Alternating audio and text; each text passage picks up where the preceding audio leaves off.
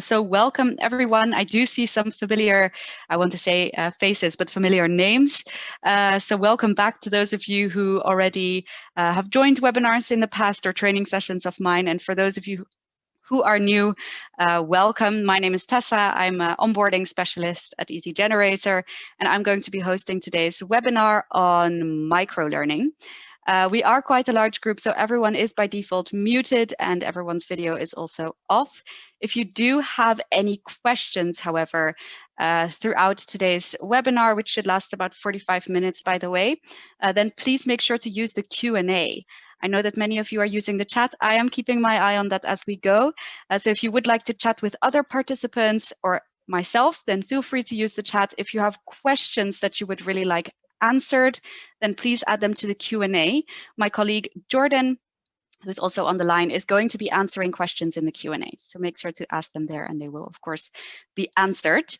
Last thing I want to mention before starting is that this webinar is being recorded, so it will be sent out before the end of the week to all of you. So if you do need to hop off for some reason, or if you know that there are other colleagues who would like to view it, then they will be able to view the recording afterwards. So I'm going to go ahead and kick off. We're almost at the 180 attendees in the webinar, so great to see. So in today's webinar, I'm going to be discussing microlearning. You should all be able to see my screen. I'm going to use screen sharing throughout the entire webinar. Now, the goal of today's webinar is to help you understand what microlearning is and why you should be using it. But I'm also going to distinguish between the different types of microlearning. And of course, I'll go into the more practical side of things, how to actually do microlearning, how to create microlearning, how to distribute microlearning best. So these are the three main things I'm going to cover. For the last topic, I'm actually going to go into Easygenerator and demonstrate it for you. So that will come at the end of today's webinar. But first, what is microlearning? It's probably a word that most of you, if not all of you, have already heard of before. But it might not have the same meaning for all of you here. And that's because microlearning isn't always defined in exactly the same way. Sometimes microlearning refers to small learning units that support other learning activities to actually improve the learning outcomes of those activities. And other times it can refer to small learning units that solve a problem immediately and supports employees for a specific task or solution then and there. This is what we call workplace or performance support. So those are two common definitions of microlearning. Now, I would not say that one of them is correct and the other isn't, and that's just because microlearning can mean several different things. So what we stand by and what I will stand by in today's webinar is a combined definition that microlearning can actually mean one or the other or both. And what this means is that this actually leads to three different applications of microlearning. So microlearning can be applied in three different ways. The first way is in the context of a learning event. I'll explain a little bit more what a learning event is in a second, but essentially microlearning can be used to complement a learning event. Besides that, microlearning can also be used on its own as autonomous learning. Or last option, you can also apply microlearning as performance support.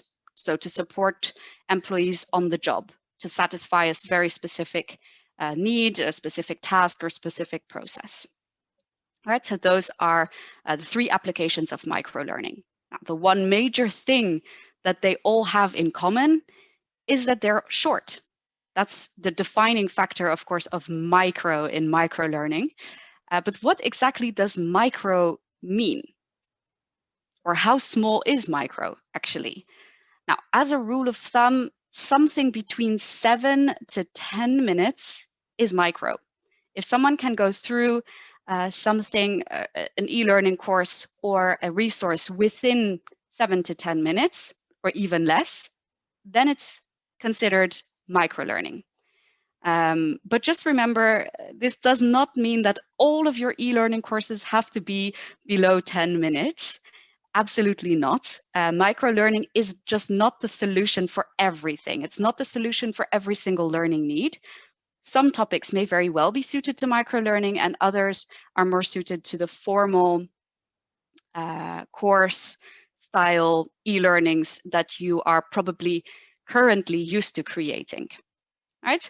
But when you do go for micro courses, microlearning, when it suits your learning need, there are quite a lot of benefits. The benefits do differ a little bit based on your application of it, but the main benefit is universal across all. Based on research, microlearning, so really short courses or resources, are going to be more effective than longer ones. And that is because shorter courses and resources are better remembered. So it's better for retention. But also shorter courses or resources are way more approachable. They can be taken literally whenever, but also literally wherever, because they are so short, right? So because they're so short, they also have higher completion rates. More people are going to take them, more people are also going to complete them. Other benefits are that they can be delivered way faster because they're created really easily and quickly. They can be distributed really quickly and easily and updated really quickly and easily. And last but not least, microlearning is very compatible with tablets and mobile devices, something that is definitely relevant in today's day and age. So now let's dive into the different possible applications of microlearning to make this all a little bit more concrete. I mentioned earlier there are 3 applications of microlearning. Let's start with the first one in the context of a learning event. Now, what is a learning event? A learning event is something that can be maybe a face-to-face session, such as a webinar, a training, maybe a big e-learning course, so not a micro one, but a bigger one, right? So a learning event is basically a learning activity that takes much more time, right? So a learning event. When you have a learning event, microlearning can be used both for learners to prepare for that event, and it can also be used for them to follow up from that event. So before the learning event or after, or both. If you use microlearning in preparation for an event, it means that you basically flip the classroom. For those of you who are familiar with that term, flip the classroom basically means, in this context, you create a micro course, a very short course, to prepare them for that learning event. That means that maybe you're going to describe the main bits of theory.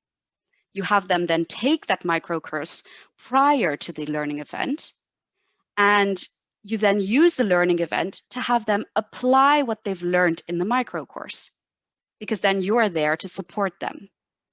So what this means is that the group will already be acquainted with the basics or the theory of the topic, which better prepares them for the application during the learning event. So this term that I'm using, flip the classroom, of course, this came first from the school context, and this can be explained using an example of homework.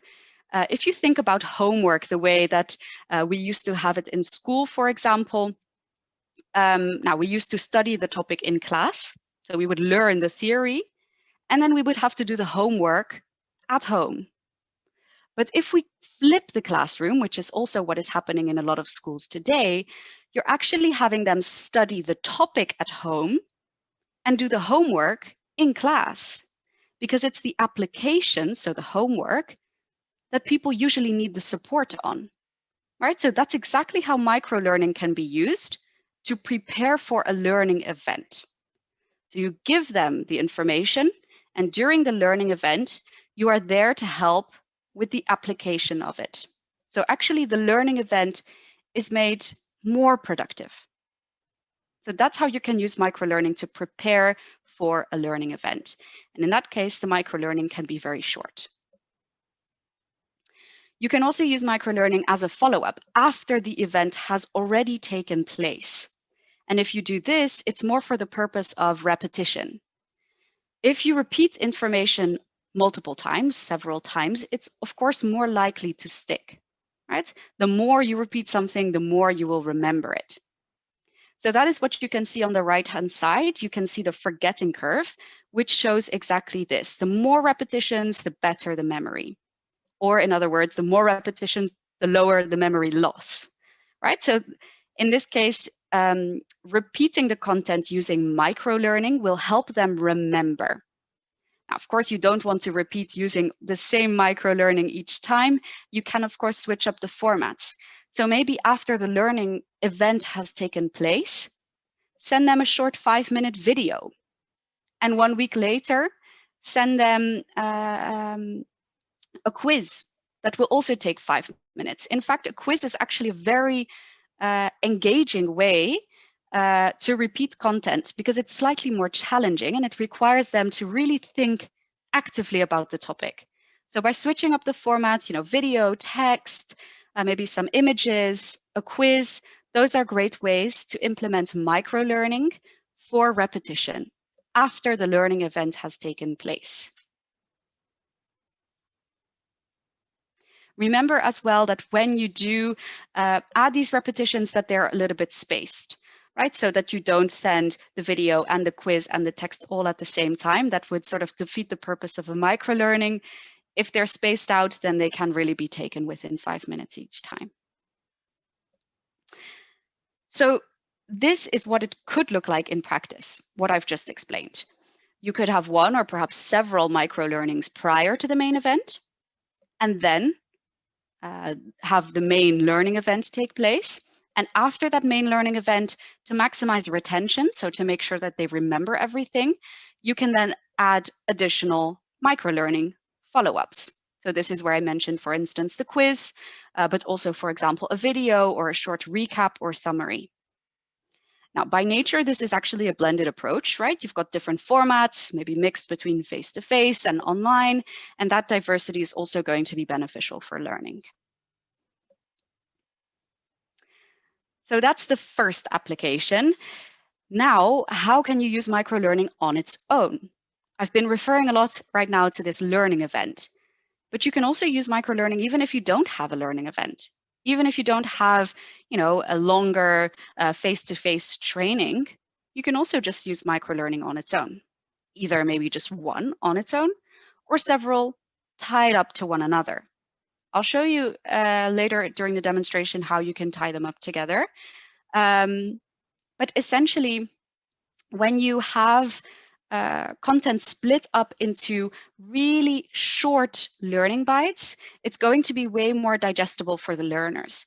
So they're going to remember more of it, especially if you space these in time, right? So you can still cover quite a few topics, but in really short bites.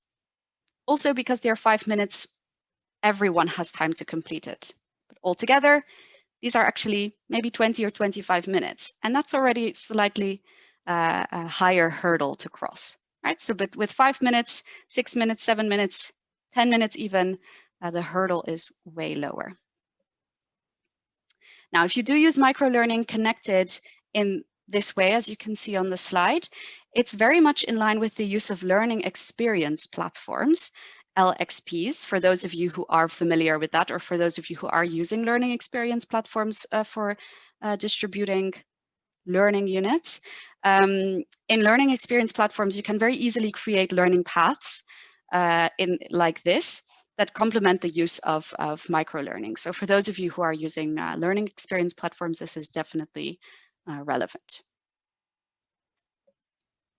And the third application is for performance or for workplace or performance support. Performance support means that you can support employees just in time when they need to solve a problem or apply something on the spot. Now, microlearning by nature works very well for this because when someone is already working, when they're on the job and they need support, they want it quickly and they want their answers quickly and they don't want to spend a lot of time searching. They also don't want to spend a whole lot of time learning. They just want their answer and then they want to continue working. This is the kind of Google it feeling that I'm sure everyone here is familiar with, at least I know I am. So microlearning, in essence, because it's so short, is very well suited for performance support. Now, I just want to make the distinction here between learning and performance support. Earlier, I was referring to microlearnings to complement a learning event or to use microlearnings on its own. Now, both of those two applications refer to learning, the moments where an employee has to learn something new or has to learn something more about something. That's the first third of the graph that you can see here in front of you. And micro courses, so micro e-learning courses, are very well suited to this. So micro e-learning courses are courses, if you're familiar, of course, with Easygenerator, where you have separate different sections and separate pages. This is ideal for that. But with performance support, it's a little bit different, because with performance support, it's not about teaching someone new or more things anymore. It's about supporting them with an immediate need, giving them some help or support to execute a task correctly, or to solve a problem, or to apply something. So it's more about continuous improvement or efficiency. So the microlearning that's used here will take a little bit of a different format. It will take the format of what we call a resource. So it's more of a checklist or an instructional guide or some steps that they need to follow. Now, it can actually take different forms if we're going to be more specific. Here are a few examples of what this can actually look like in practice. It could be, for example, a how-to guide with some clear step-by-step instructions on how to do something. Could be a checklist with a list of tasks to complete. Instructions with the outlines of how to do something, a guideline, general overview of processes, or maybe even frequently asked questions.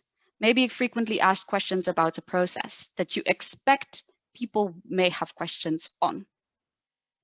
Now, all of these, although the formats are a little bit different, they're ways to break down information into bite-sized, digestible pieces that are really, really practical. So that's the last application of microlearning. So today I've presented these three applications, and I've presented them as separate applications, but actually you can also combine them. For example, let's say you have a learning event. A learning event can also be an e-learning course, right? Some of you may be used to creating e-learning courses that maybe take 25, maybe 30 minutes. And it's a learning event because it's more broad. It covers a steep learning curve. It has maybe, as it does in this case, 6, am I saying that correctly? 5 sections. So this isn't really a micro course, right? This is just an e-learning course, and it can be considered a learning event. Now, inside that learning event, you can also embed a resource. So you can embed a micro course inside a regular e-learning course. And you can do the same with micro courses as well. You can have a micro course in which you embed several different checklists. So you can use a combination of micro course applications, micro learning applications. Hopefully this doesn't confuse you too much. So now that I've covered what microlearning is and the different applications of it, I want to go more into the practice. How can you actually get started? How can you create micro courses? What does it look like? And how is it done? Now, before I actually get into that, the first question you should be asking yourself is, who is going to get started? Who is going to be creating these micro courses? If you take a central approach with the learning and development team as the center, who take ownership on the content creation, it would look something like this. The employee or the subject matter expert would share their knowledge with the learning and development, perhaps the instructional designer who's going to create the content, the microlearning. Probably there will be some feedback rounds and evaluations taking place between the learning and development department and the business employee to ensure that everything is accurate. Then once that process is done, it will be distributed through learning and development back into the business where the learner is. Now, with this central approach where learning and development takes full ownership, it can take quite long before the microlearning is created, evaluated, and distributed. right? So although the microlearning itself is probably around 7 to 10 minutes long, it may take weeks before it even reaches the learner. Now, time is, of course, money, so costs will be slightly higher with this central approach, and maintenance as well is going to be costly and time intensive. So to update a resource as soon as it's out of date, it's going to have to go through those multiple parties again. So what works better than this centralized approach is to leave the knowledge where it is. So have the subject matter experts, the employees in the business share their knowledge directly to the learners. So this means it's the subject matter experts creating the microlearning. Now, Easygenerator is also created for subject matter experts. So yeah, anyone also without experience can create e-learning courses, can create microlearning on the tool without being an instructional designer, for example. And from this decentralized approach, well, the employee takes ownership over the creation and the distribution. So actually, they're the best person to do that. Of course, they can always get guidance from the learning and development or instructional designers, but in essence, the knowledge transfer goes from the subject matter expert to the learner much more quickly. So speed is way higher because the employee creates it with their own knowledge and expertise. There's no back and forth here, and they make it available to the learner in the business immediately. Costs will also be lower because of this, and maintenance can happen whenever it's necessary, which the employee, the subject matter expert, is most likely to know when that is, right? So whenever it's required, they can make the change without having to create a ticket or whatsoever. So now, how can you, as a subject matter expert, use Easygenerator to create these microlearnings? That is what I'm going to show you now. So what I'm going to do is I'm going to jump over to Easygenerator now. So I'm going to switch my screen sharing. Hopefully you're able to see my Easygenerator screen now. On the screen, you can see a micro course. So I'm going to cover this first. I'm going to go through how you can create a micro course, and then I'm going to show you how you can create a micro resource, right? So those two are the ones I'm going to show you today. Here you can find an example of a micro course that's been created. One of the important things that I would like to mention here is this.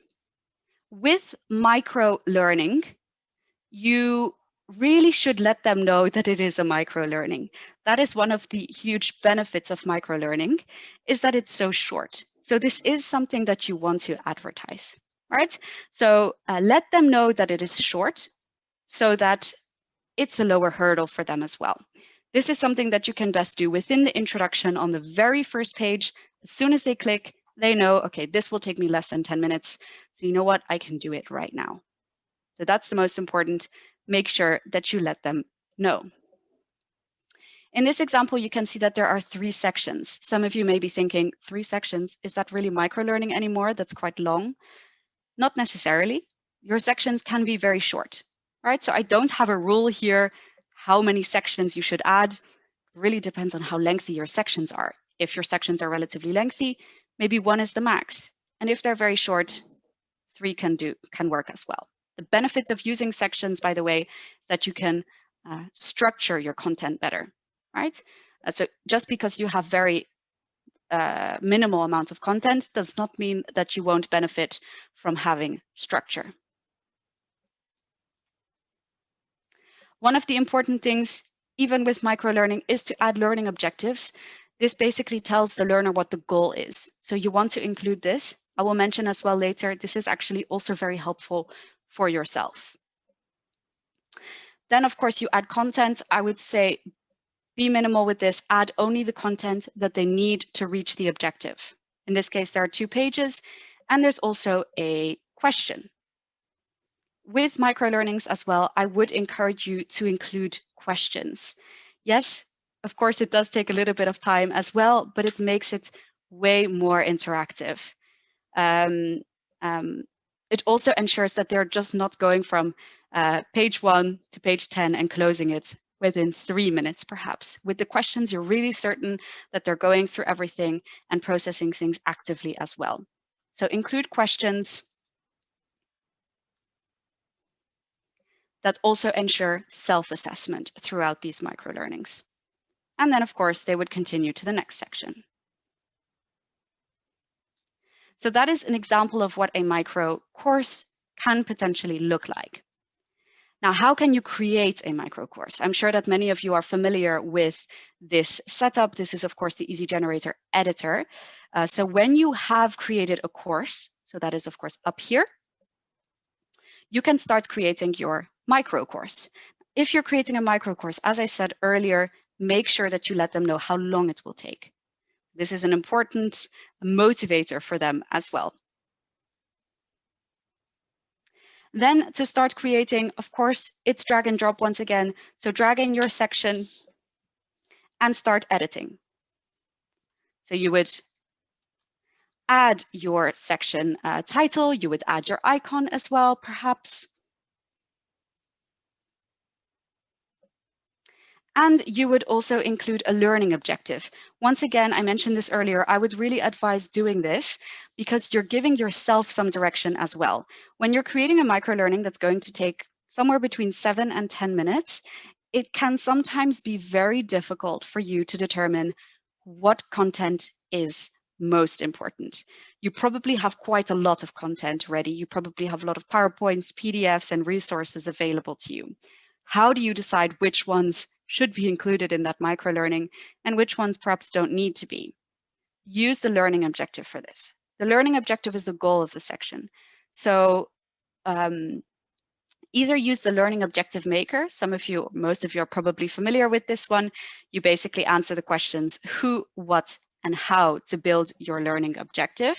Now, if you have one already, feel free to just go ahead and copy and paste. And once you have this learning objective in there, you're giving yourself some direction as to what kind of content you should be adding in here and what kind of questions can measure success.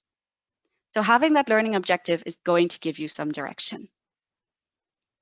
Once you have your learning objective in there, it can sometimes seem most intuitive to add your content first. So this is what most people will do. The risk here is that you will add a lot of content, right?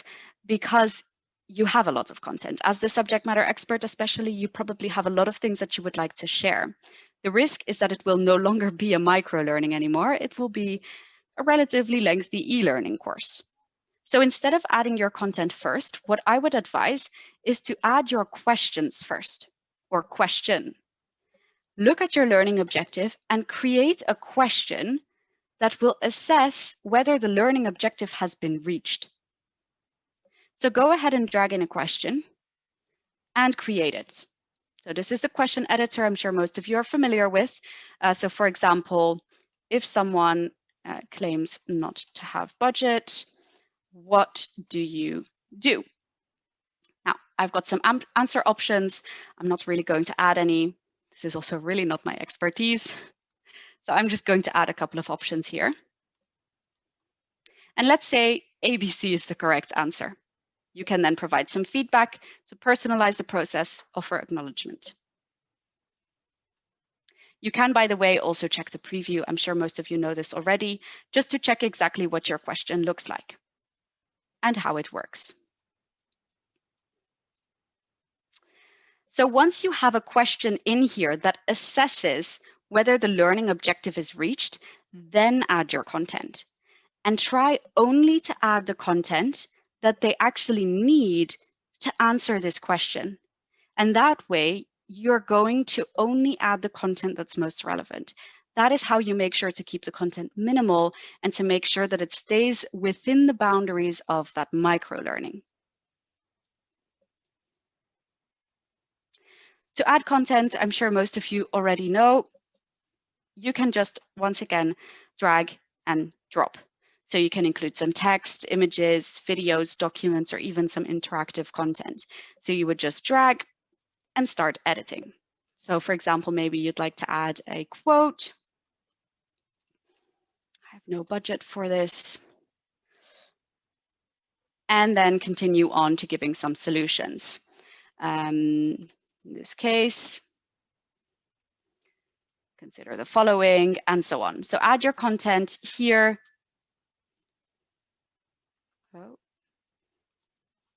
That will help them in the case that someone objects regarding budget, right? And you can, of course, do the same with images, videos, documents. You know all of these options that exist here. So following the order of learning objective, then question, then content is going to help you make sure that your microlearning remains short.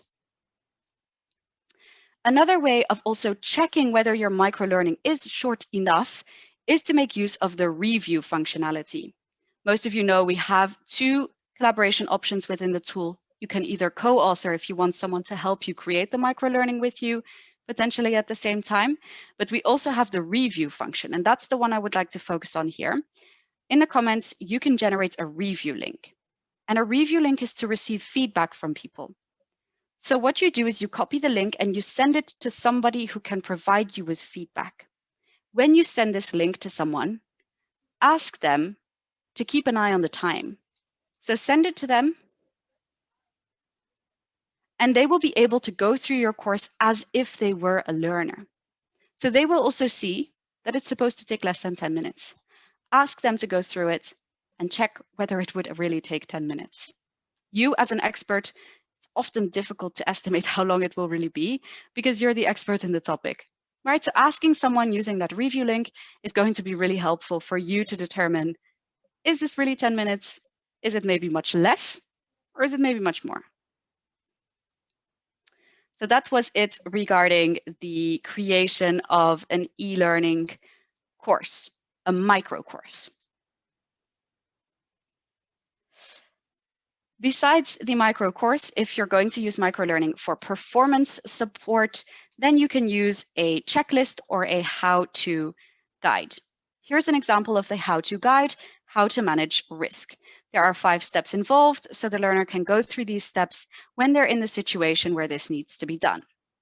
Now, this is, I would say, almost easier to create microlearning for because it's all on one page. Right? So you will notice quite quickly that it's actually quite easy to keep this short. When you create a resource, by the way, it's something you can do by clicking up here. You can get started. It's the same editor, right? So you can add, once again, text, images, videos, documents, and interactive content. Here, everything is on one page. You don't have sections, you don't have pages, and you don't have questions. So it's different to a micro course in that regard. Here, it's really just content. It is interactive because they go through the different steps. With the checklist, it's interactive as well because they tick all of those, tick all of the items on the list. With the micro resource, my tip is to focus on one process or one task. You can create multiple, right? You can create many resources, but for one resource, stick only to one topic. That will be the main help for you to make sure that it remains short. So just stick to one. Another tip, use this introduction to let them know when they can use this checklist or when they can use this guide. So in which situation should you use this? Just to make sure that when they open it up, they can check if they're in the right place.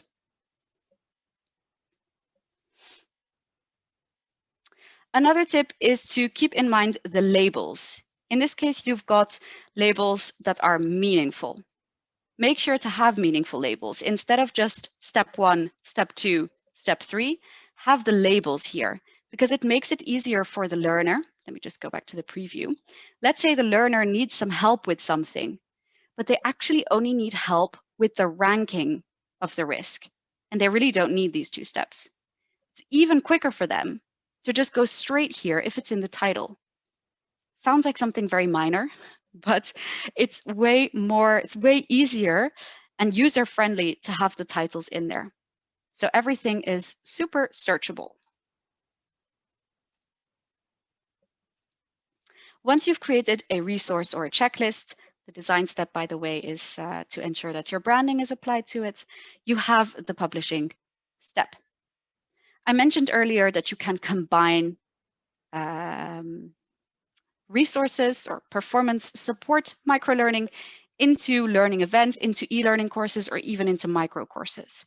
Now, to do that, just want to show you how. These are, by the way, the ways to publish a resource. If you want to combine a resource inside an e-learning course, you will use inside a website. Copy the link that you can see here and go over to the course that you would like to embed it in. I'm going to embed it in the objection handling in sales. The topics are not really related, but just for the purpose of today. In a content page, add the HTML block. So drag it in and paste the link that you have just copied. And your resource will be embedded inside your e-learning course. So that is how you could potentially combine the two. You can also use them in isolation, but I just wanted to show you how you can use them in combination. Thanks. Perfect. So that actually covers, well, the what I wanted to cover today. So how to use or how to create a micro course, micro e-learning course, and how to create a micro resource on Easygenerator. So just to sum up, this is where you find courses, this is where you find resources. So you will find both up here, right? So that covers everything.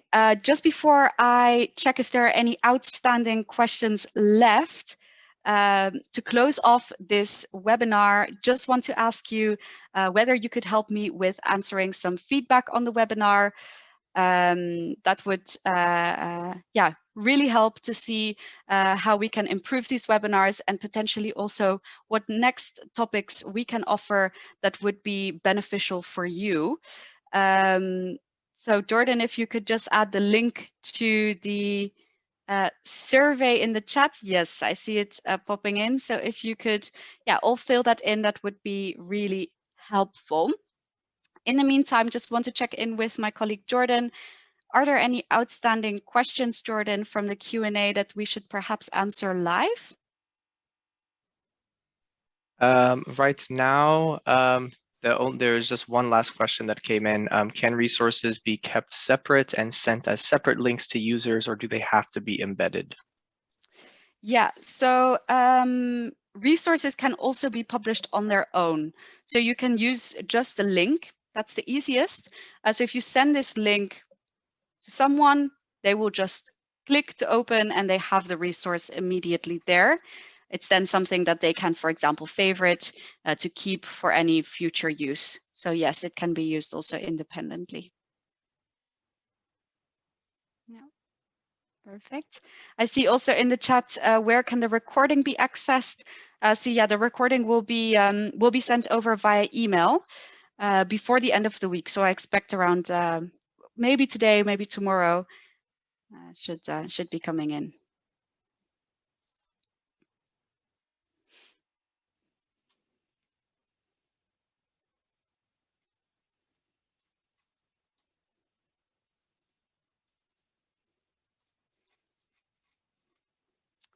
Let me see. I see also a last question in the chat that I'd like to address before leaving. Can you embed a section or just copy it? Mirella, I see this question about copying a module or copying a section, sorry. So what you can do within Easygenerator when you're creating a course is that you can reuse existing sections. So instead of creating new sections, you can indeed reuse sections that you've created in the past. So if you have created a course in the past, you can just reuse a section from it. Just bear in mind that they will be connected to one another. If you want to reuse only pages, you also can. If you have a content page you'd like to reuse from one course to the other, you can always click on these three dots up here, and you can either move or copy that page. to another spot inside your current course or in any of your other courses that you've ever created. So that's always something you can do to reuse the content. Perfect. So I think then all of the questions have been answered. If you do have questions following from this webinar, please remember we do have this chat option here. If you click on the green button, you can always get in touch with our team with any questions. So please feel free to reach out. And that concludes today's session. So thanks everyone for joining. Thanks for those of you who filled in the survey. And yeah, perhaps see you at the next webinar.